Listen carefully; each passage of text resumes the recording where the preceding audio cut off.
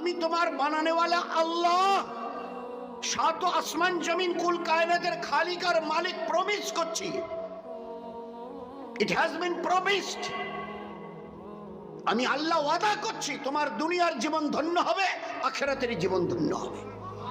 যতদিন দুনিয়ায় থাকবে বেঁচে, আমার ইজ্জত আর জালাল বুজুর্গের কসম, গোটা দুনিয়া যদি চেষ্টা করে তোমাদের একটা লোম ব্যাকা করার ক্ষমতা কারো থাকবে না। তো তাই যদি হবে, তো এইসব উল্টো সিধে কথা শুনছি, এগুলো আওয়াজ কোত্থেকে আসছে? বললো এই আওয়াজগুলো আসেনি, আমরাই আমাদের বদামলের কারণে আওয়াজগুলো আসবার সুযোগ করে দিয়েছি।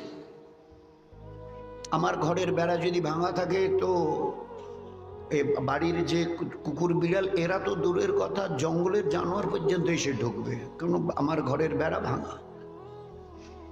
আমাদের আমালের কোনো বেড়া নেই, যার জন্য হাজারো রঙের মুসিবত আজ আমাদের ঘরে এসে দাখিল হচ্ছে। আমাদের আমালের কোনো বেড়া নেই। বুকে হাত দিয়ে সবাই খালি একটু চিন্তা করে, বলতে হবে না। কাউকে ছোট করা, শর্মিন্দা করা ইসলামে হারাম করা হয়েছে।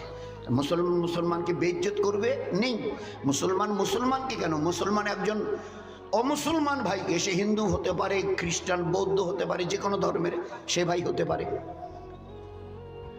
দুনিয়ার যে কোনো একটা মানুষকে ছোট মনে করা শরীয়তে হারাম করে দেওয়া হয়েছে, হারাম, খবরদার।